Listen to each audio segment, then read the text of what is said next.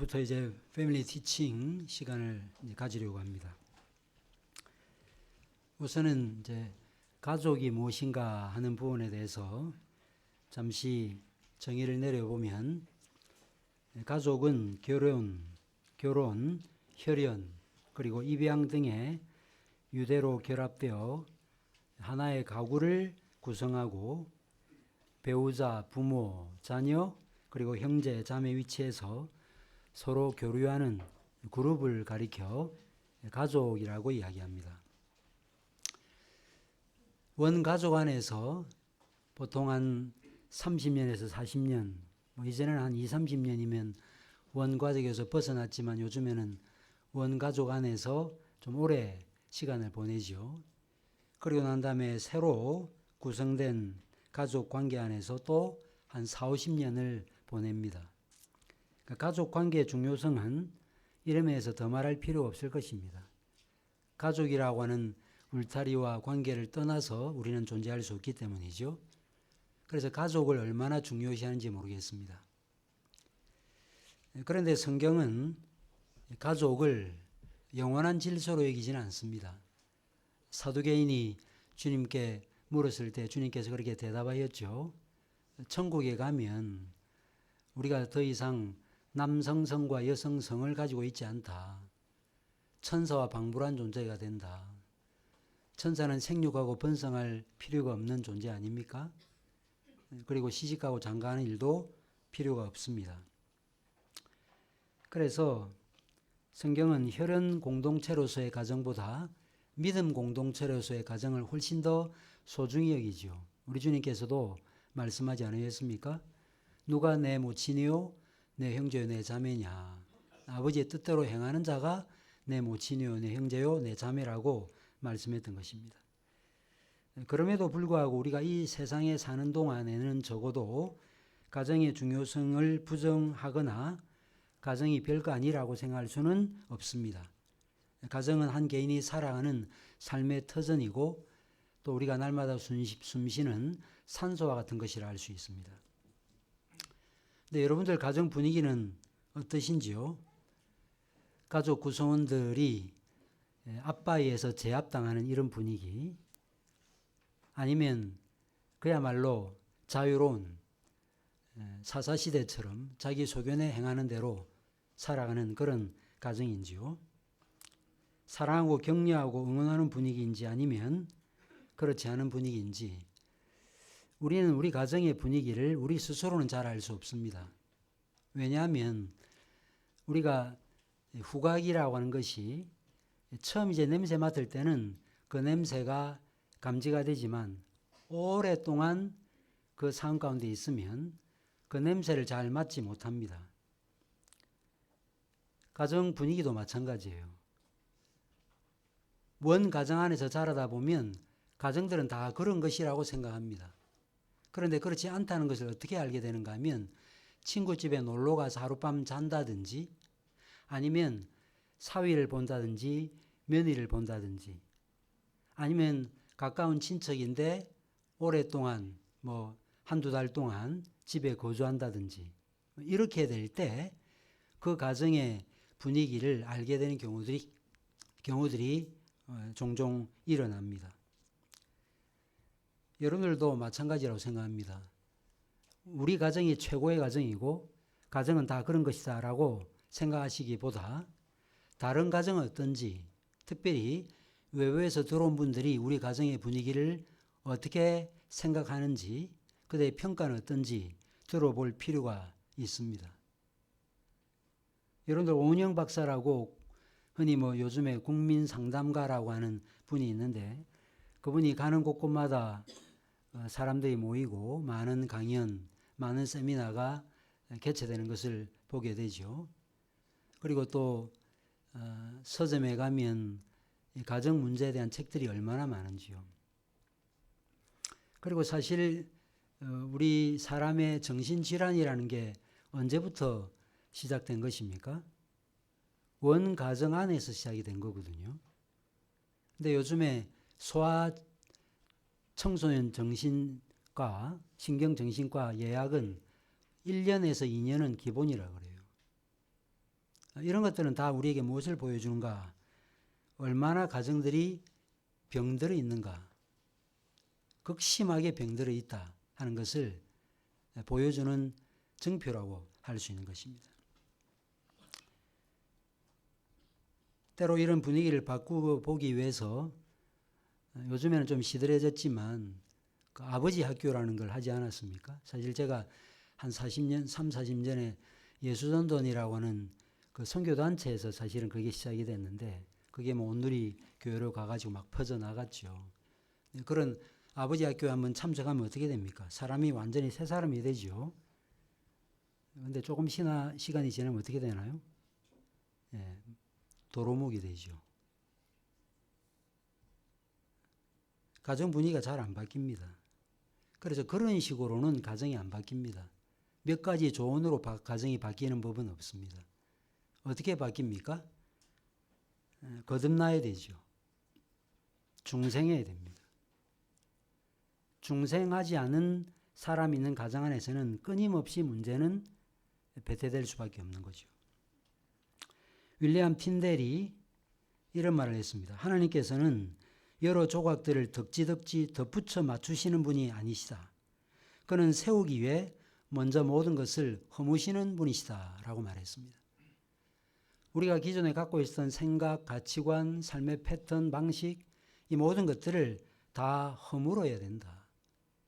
새롭게 지어야 된다라고 말하고 있습니다. 그러려면 거듭나야 되고 복음이 우리 안에서 역사해야 되는 것이죠. 복음은 우리 안에서 역사하지만 우리를 통해서도 역사합니다. 내 안에서만 역사하는 복음은 복음이 아니에요. 복음은 내 안에서 나를 통해서 역사합니다. 그래서 복음의 은혜를 아는 사람은 복음의 은혜를 알고 난 다음부터 다른 사람을 이 은혜로, 이 사랑으로 인도하기 위해서 애를 쓰게 되는 거죠. 다른 사람을 사랑하고 섬기게 되는 것입니다. 복음이 갖고 있는 추진력이죠. 에너지고 원동력입니다. 에베소서 5장 1절 2절을 보면 이런 말씀이 있습니다. 그러므로 사랑을 받는 자녀같이 너희는 하나님을 본받는 자가 되고 그리스도께서 너희를 사랑하신 것 같이 너희도 사랑 가운데서 행하라. 그는 우리를 위하여 자신을 버리사 향기로운 제물과 희생 제물로 하나님께 드리셨느니라. 하나님께서 우리를 사랑받는 자녀같이 하나님을 본받는 자가 되라 그래요. 여러분, 하나님을 본받는 말이 이게 말이 됩니까? 피조물이? 이것은 무엇을 전제로 한 것입니까? 우리가 하나님의 형상으로 지음받은 존재라는 것을 보여주는 거죠. 자녀가 부모를 닮는 것처럼 신자는 하나님을 닮게 되어 있습니다. 그러면서 어떻게 행해야 되는가? 그리스도께서 우리를 사랑하신 것처럼 사랑 가운데 행해야 된다. 그 말을 하고 난 다음에 바울이 예수님이 자신의 몸을 향기로운 제물로 바치셨다. 이 이야기를 하고 있습니다. 이 이야기를 왜 할까요? 이 이야기를 하는 이유는 그리스도의 사랑을 덧입어 우리도 자기를 희생하지 아니하면 집안에 향기로운 냄새를 풍길 수 없다는 것을 보여줍니다. 가정의 분위기가 가정의 분위기를 좌우하죠. 가정이 엄격하고 채건하고 책망하고 비난하면 가정 분위기는 불보듯 뻔합니다. 찬물 끼얹듯이 조용하죠. 그래서 저는 이 부분과 관련해서 제일 먼저 남편들에게 권면을 드리려고 합니다. 물론 이것은 남편에게만 적용되는 것은 아닙니다. 복음적인 사람이 되어야 됩니다. 복음적인 남편, 복음적인 아내가 되어야 됩니다.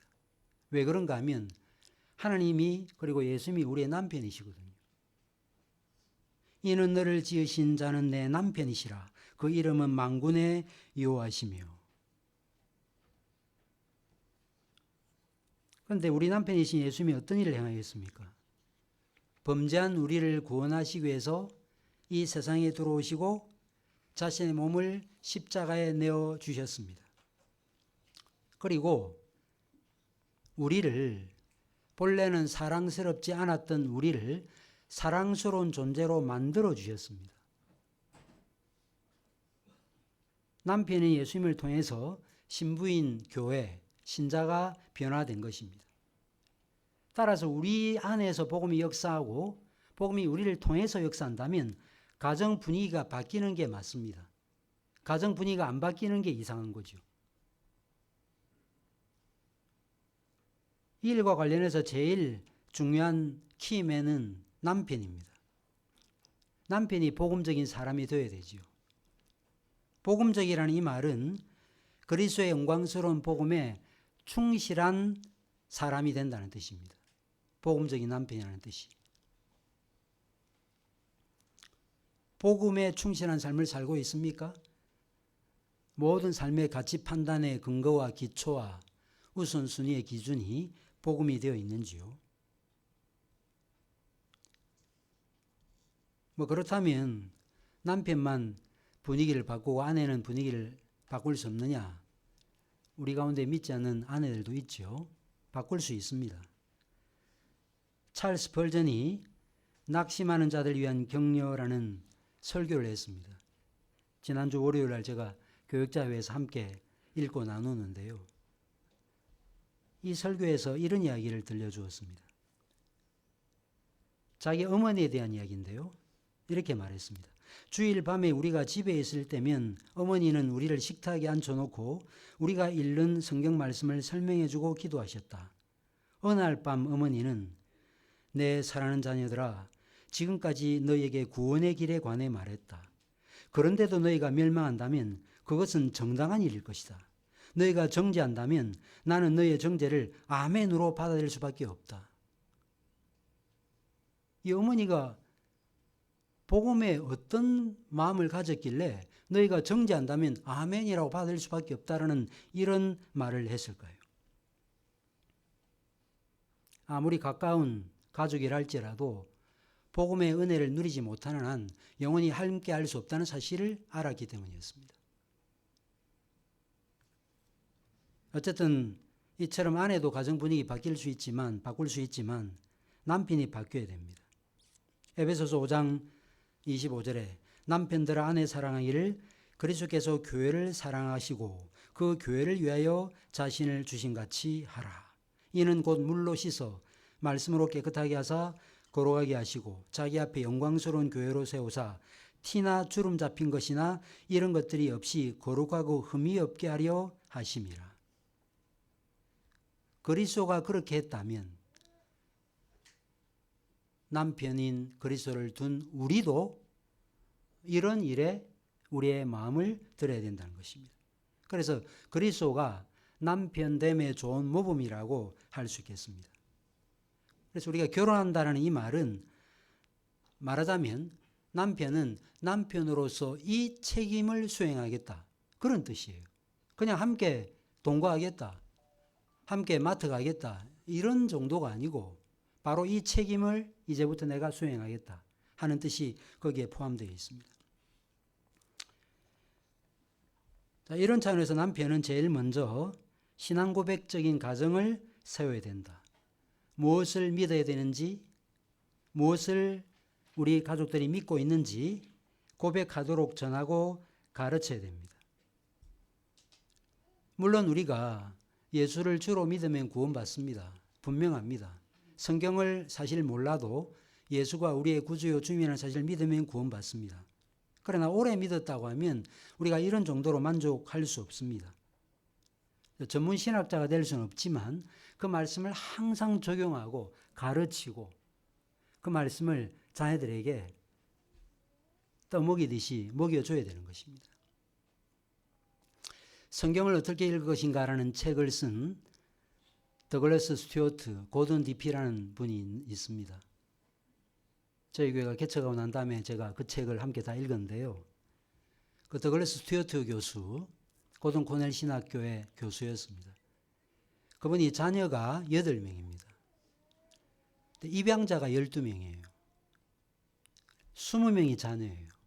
김성진 교수라고 아신대 교수인데 그분이 그분 밑에서 배웠습니다. 근데 자녀들이 자라면 거의 다 아이빌리그로 다 들어가는 거예요. 그래서 물었다 그래요. 도대체 교수님은 자녀를 어떻게 양육하기에 이렇게 아이들이 잘 자라서 인격은 말할 것도 없고 이렇게 좋은 대학에 들어갑니까? 그러니까 어느 날 한번 우리 집에 와보라 그랬대요. 갔더니만 저녁 식사를 하는데 수명 아이들이 쫙 긴 식탁에 다 앉았습니다. 성경을 몇 절 읽고 질문을 하고 아이들이 대답하고 서로 주고받고 하면서 한 시간 반 정도 시간을 보냈다는 거예요. 그러고 난 다음에 비결은 이거라고. 다른 거 없다고. 근데 나는 1년에 한 번에서 2번 정도 혹시 빠지는 경우가 있는데 그 외에는 항상 저녁은 나는 이렇게 보낸다 라고 이야기를 했다고 합니다. 이런 신앙 고백적 가정 세워야 됩니다. 바울이 고린도전서에서 여인들에게 만일 무엇을 배우려거든 교회에서는 잠잠하고 가정에서 배우라, 남편에게 배우라고 말씀했습니다. 이것은 아내들에게 교회에서 입 닥치고 있으라 그런 뜻이 아니고요. 남편들에 대한 요구예요. 그런데 어떤 아내들은 제 남편은요 집에 오면 TV나 보고 게임이나 하지 신앙적인 질문을 해도 잘 모르고 신앙적인 대화를 할 줄도 몰라요. 저는 어떻게 할 수 없습니다.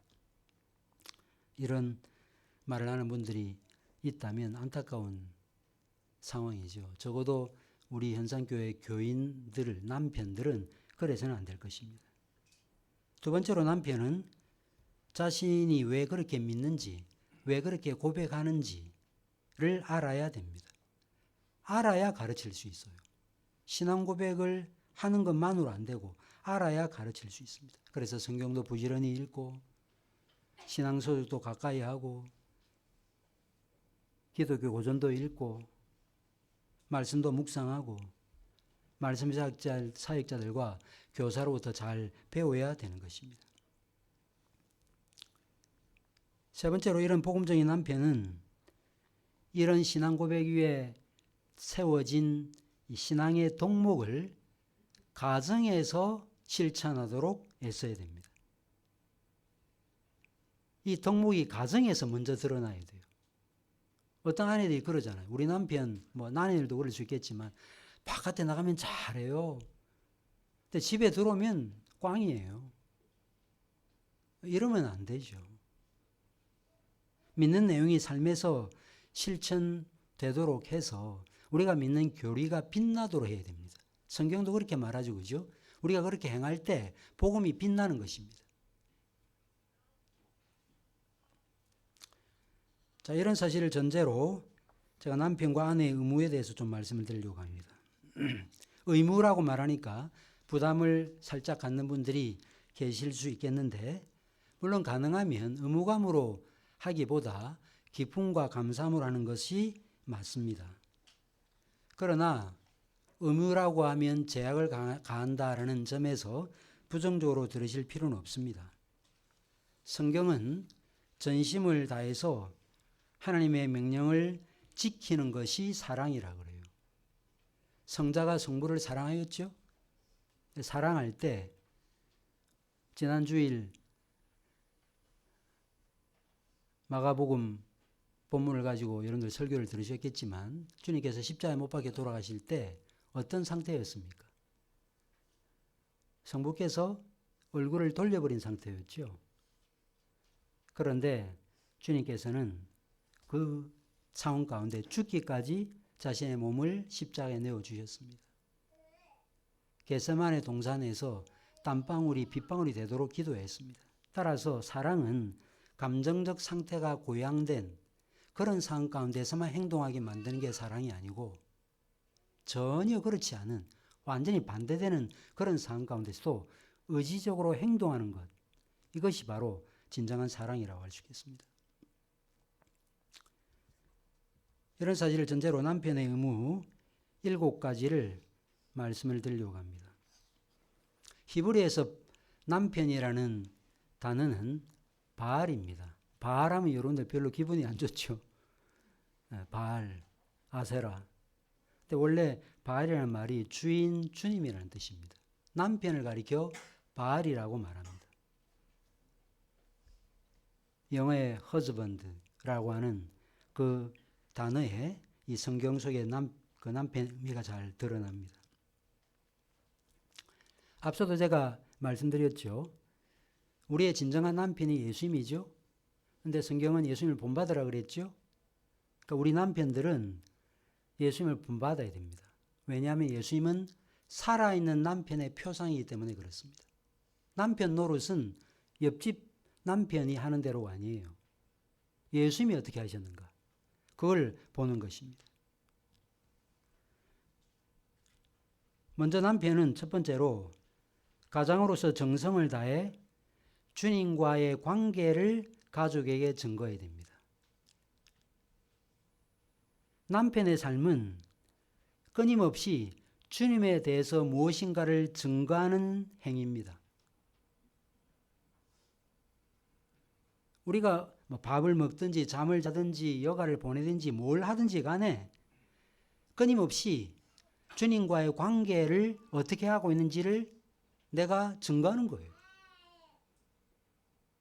모세가 하나님과 만나고 난 다음에 얼굴이 빛났던 것처럼 오늘날에는 그런 일은 일어나지 않지만 가장은 하나님과 대면에서 만난 빛난 얼굴을 가지고 항상 가족을 대해야 되는 거죠. 두 번째로 이처럼 남편이 주님과 교회와의 관계를 증거하기 때문에 당연히 주님의 성품을 닮아야 됩니다. 주님을 보니 주님을 닮는 것입니다. 근데 남편은 아내에게 어떤 존재가 되어야 되는가? 자기 의무를 수행하면서 어떤 존재로 그러면 주님과의 관계를 남편에게 드러내야 되느냐? 에베소서 5장 29절에 남편이 자신의 몸을 양육하고 보호하는 것처럼 아내를 대해야 된다라고 말합니다. 아까 제가 에베소서 말씀을 읽었죠. 양육한다라는 이 단어는 성숙할 때까지 먹이고 기른다라는 뜻을 가졌습니다. 성숙할 때까지. 아내가 좀 내 성에 못 미치고 모자라도 성숙할 때까지 계속 먹이고 기른다 하는 뜻을 가지고 있습니다. 보호한다는 이 단어는 따뜻이 감싸고 자애로운 사랑으로 보호한다라는 뜻입니다. 남편이 아내를 그렇게 다루어야 된다. 그렇게 대해야 된다라고 말하고 있습니다. 세 번째로는 당연히 남편 아내를 사랑해야 되죠. 고백만 하는 신앙이 아니고 우리가 주일날 신앙 고백서 낭독하듯이 그냥 입술로만 나애라는 시간이 아니고 가정생활로 우리 고백이 나타나야 되는데 그 고백이 무엇으로 나타나냐? 사랑으로 나타납니다. 근데 구체적으로 사랑이 어떻게 나타나는가? 그리스도께서 교회를 위하여 자신의 목숨을 내어주신 것처럼 남편도 그런 사랑을 아내에게 베풀어야 된다는 것입니다. 그런데 우리가 이런 사랑을 제대로 잘 하지 못하다 보니 사도 바울이 비슷한 권면을 골로새서에서는 뭐라고 말했는가 하면 아내를 사랑하라 이렇게 말하지 않고 아내를 괴롭히지 말라고 부정적인 말로 권면을 했습니다. 이것은 사랑과 반대되는 것이 괴롭힘이라는 것을 보여줍니다. 괴롭힌다는 이 단어 어떤 뜻인가? 다른 사람에 대한 배려 없이 분노하거나 혹독하고 냉정하게 대한다는 뜻입니다. 그것도 못하냐고. 내가 몇 번이나 부탁했느냐고. 내가 어디 한두 번 이야기했느냐고. 이런 자세와 태도는 칼날처럼 예리해서 관계를 결속시키지 않고 단절시키는 결과를 초래하게 만듭니다. 남편과 아내가 기초가 되는 가정은 아내의 일방적 복종이나 남편의 일방적 지배와 다스림으로 세워질 수는 없습니다. 사랑이 기초가 되어져야 돼요. 이게 기초가 되면서 다스리기도 하고 복종도 하는 것입니다. 근데 사랑하되 어떻게 사랑해야 되는가? 질투하기까지. 질투가 나쁜 것과 연결되면 문제를 일으키지만요. 이 질투라는 말이 원래 열심이라는 뜻이 아닙니까? 그래서 바울은 고린도후서 11장 2절에서 내가 하나님의 열심으로 너희를 위하여 열심 내노니 내가 너희를 정결한 처녀로 한 남편인 그리스도께 드리려고 중매함이로다. 사도 바울이 중매쟁이였습니다. 사람들을 그리스도께로 인도하기 위해서 애를 썼던 중매쟁이였습니다. 우리가 잘못하면요, 자녀들이 믿음에서 떨어져 나가고요, 남편이 잘못하면 아내가 떨어져 나가요. 그 사람이 미워서라도 네가 믿는 하나님 내가 안 믿겠다 이렇게 나와요. 이게 우리거든요.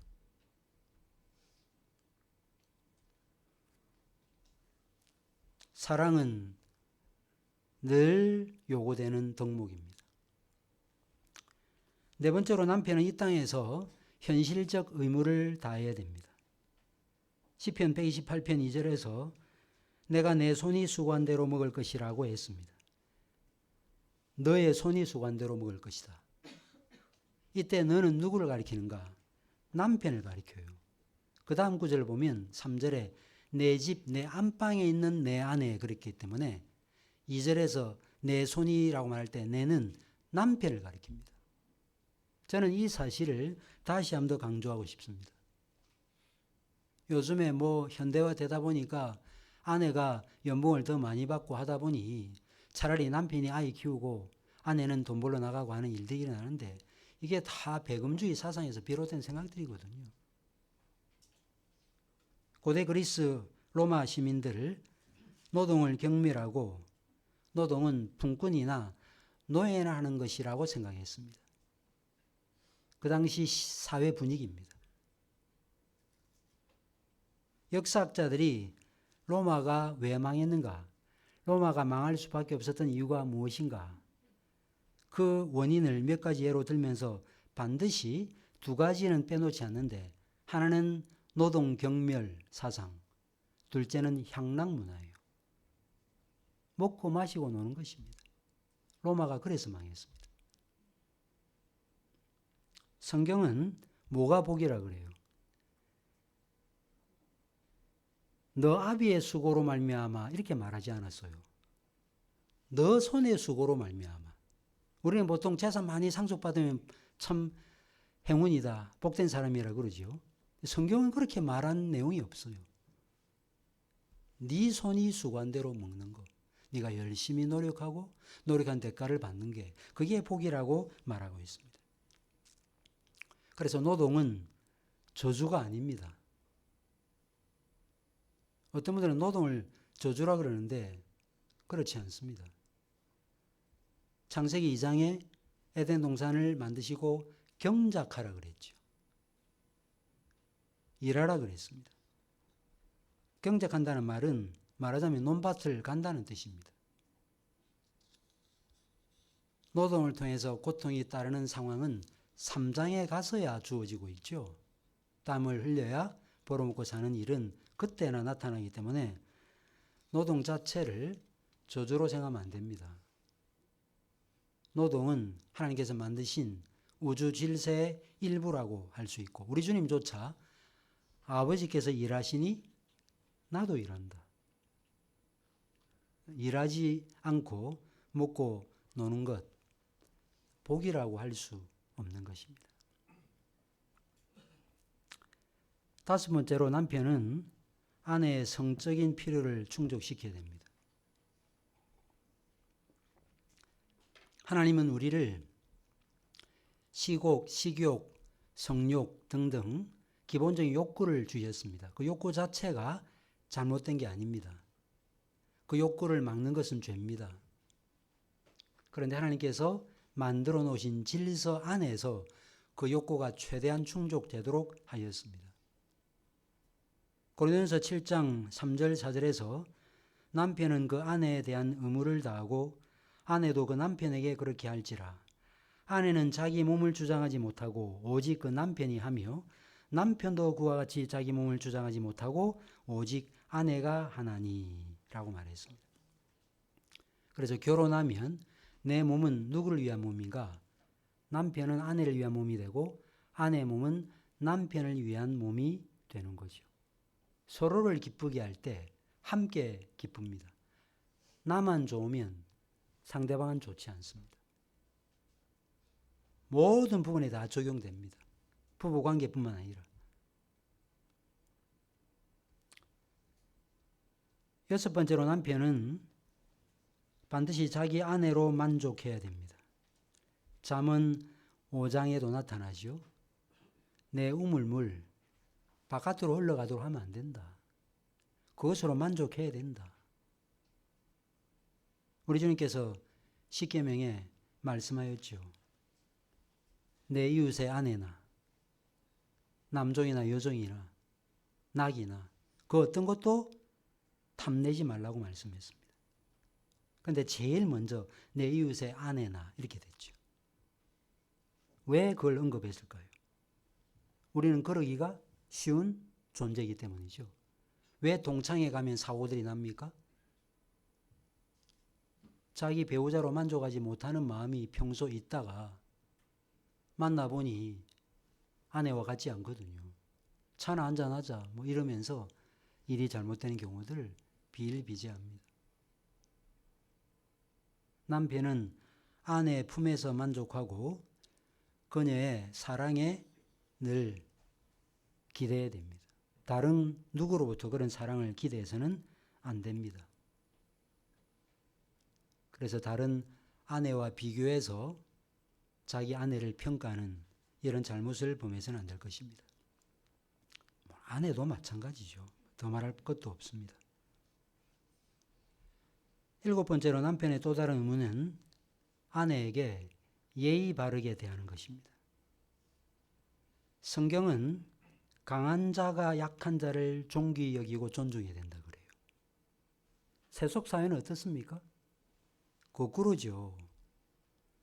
약자가 강자를 존경하는 것이 자연스럽다고 생각합니다. 그런데 성경은 거꾸로예요. 강자가 약자를 존경하는 것입니다. 이것은 하나님의 은혜로만 가능합니다. 거듭나야 되고 복음이 원동력이 되고 복음이 우리 안에 역사하고 복음이 우리를 통해서 역사할 때만 남편은 아내를 예의 바르게 대할 수 있습니다. 그래서 남편은 아내를 존중하고 존경해야 됩니다. 마음에만 있으면 안 되고요. 표현돼야 돼요. 저도 이런 부분에서 부족합니다. 제가 안식년 때 어디를 갔는데 제가 버스 안쪽으로 들어가서 앉으려고 그러니까 그 버스 운전기사인지 뭐 안내원인지 저를 끄집어내면서 제 아내를 안쪽으로 앉히더라고요. 이러면 안 된다고.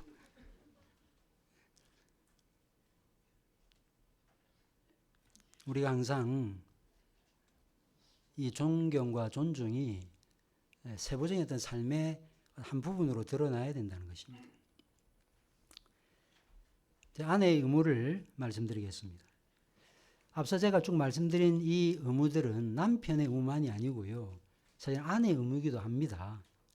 그래서 아내의 의무도 제가 말씀드리려고 하는데 이것도 그냥 아내에게만 해당된다 이렇게 생각하시면 절대 안 되고 우리 모두의 의무라고 생각하시고 그럼에도 불구하고 이것은 특별히 아내에게 해당되는 의무라고 생각하시고 들어주시기 바랍니다. 첫째로 남편들에게는 아내를 사랑하라고 하는 반면 성경은 아내들에게는 남편을 사랑하는 말을 먼저 하지 않고요. 존중하라 그래요. 물론 아내도 당연히 남편을 사랑하지요. 그런데 성경은 아내의 의무를 말할 때는 남편을 존중하라고 말합니다. 존중은 존경과 복종을 낳습니다. 골로새서 3장 18절에 아내를 향해서 남편에게 복종하라 그래요. 복종하라. 기존의 질서에 자발적으로 순응하라. 그런 말입니다. 아내가 남편에게 복종하는 것은 단지 자연 질서나 인간 이성이나 사회적 관습에 맞기 때문이 아닙니다. 가부장적 제도를 따르기 때문도 아니에요.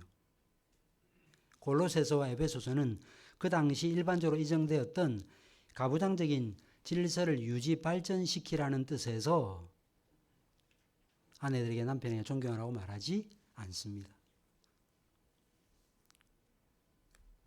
주 안에서 복종하라 그랬거든요. 주 안에서. 이것은 복음이 명하는 내용입니다. 이처럼 아내가 남편에게 복종하는 것은 주 안에서 마땅한 것이라 그렇게 말했습니다. 마땅하다는 말은 자연 질서에도 합당하고 상식적이기도 하고 복음에도 맞다. 그런 뜻입니다. 두 번째로 아내는 근면해야 됩니다. 그러면 남편은 놀아도 되느냐? 그런 뜻 아니죠. 아까 우리가 살펴봤죠. 내 손이 수고한 대로 행해라 그랬잖아요. 이거는 남편의 덕목만이 아니고 아내의 덕목이기도 합니다. 특별히 근데 왜 아내는 근면해야 되느냐? 다 아시죠. 할 일이 남자들보다 어떤 때는 훨씬 더 많습니다. 아내를 얻고 난 다음에 자녀를 보지 않습니까? 아내가 자녀를 낳지요. 낳고 키워야 됩니다. 집안일도 해야 됩니다. 때로는 일도 하지요. 이럴 때 아내들이 가사 일을 막 하다가 뭐가 잘못된 게 아닌가? 왜 내가 계속 이런 일만 해야 되지? 그러면서 갑자기 그냥 사람이 확 바뀌어서 나 이제 못하겠다. 이런 식으로 행동하는 분들 없지 않습니다. 그러나 옳은 일을 하고 계신 거예요. 원래 일이 많습니다.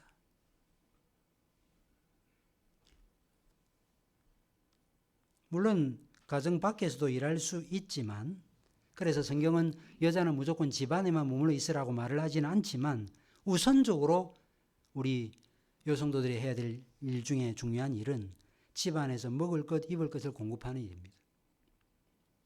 우크라이나와 러시아와의 전쟁이 벌어지고 있는데 보급 창고에서 먹을 것, 입을 것이 공급되지 않으면 전쟁할 수 있습니까? 할 수 없어요. 기본적으로 먹고 삽니다. 입고 삽니다. 삶의 환경 자체가 쾌적하지 않은데 뭘 할 수 있겠습니까?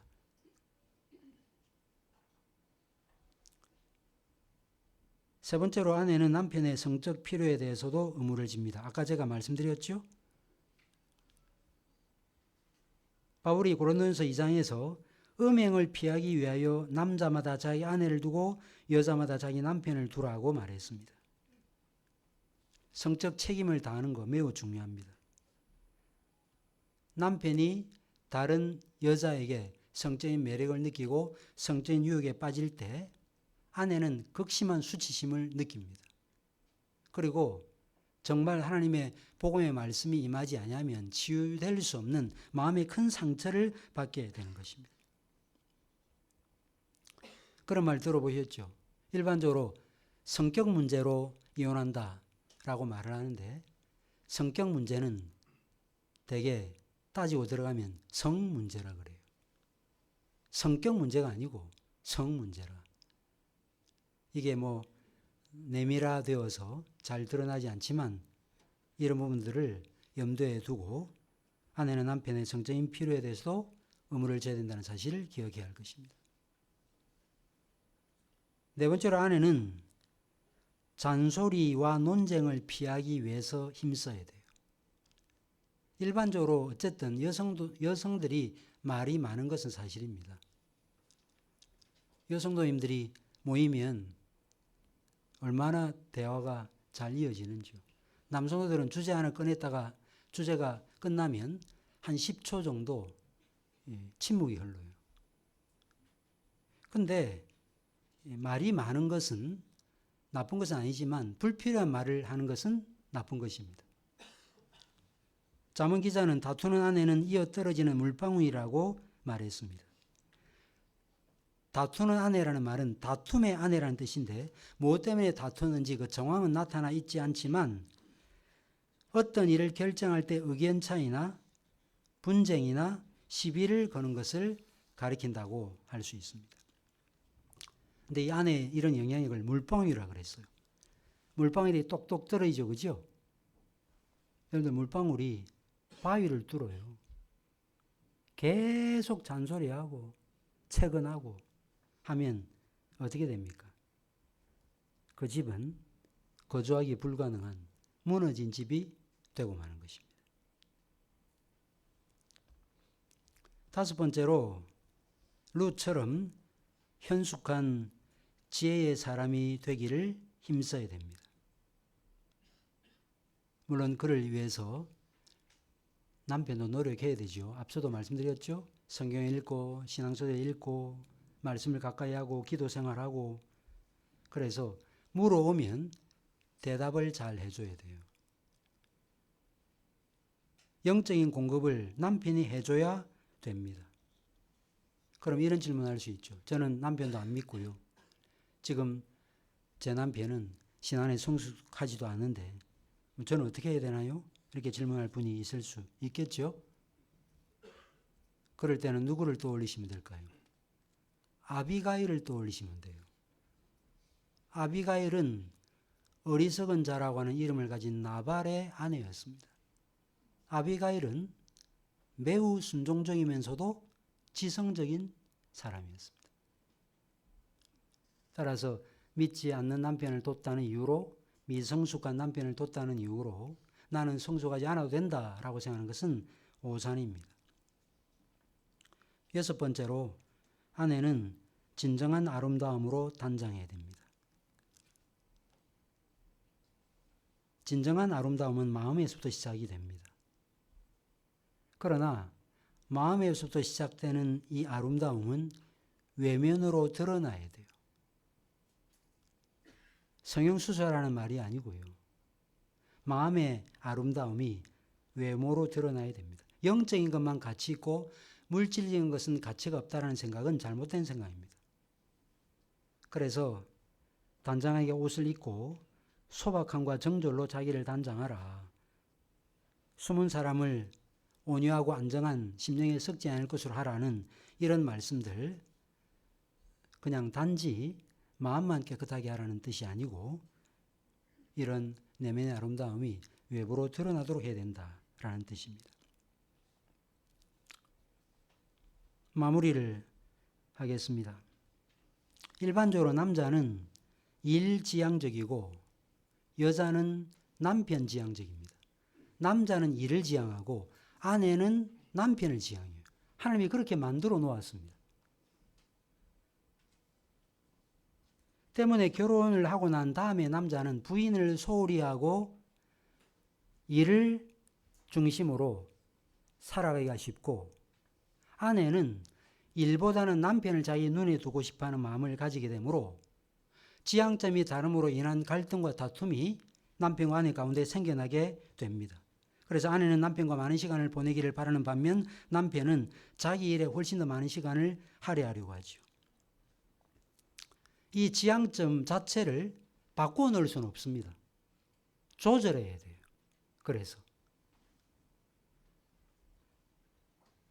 그래서 아내는 남편을 향하고 있기 때문에 남편이 자기 일에 열심을 내려고 할 때 힘을 북돋아주고 돕는 배필의 역할을 잘 수행해야 되고 남편은 자기 일을 지향하면서도 아내의 이런 정서적 필요를 잘 채워줘야 되는 것입니다. 자신의 소명도 잘 감당해야 되지만 아내를 소홀히 해서도 안 된다. 그래서 부부는 맡은 의무를 함께 하기 위해서 옆에 함께 있으면서도 서로를 구속하는 이런 우를 보면서는 안 되는 것입니다. 우리가 온종일 얼굴 맞대고 살 수는 없잖아요. 일하러 가야 되고.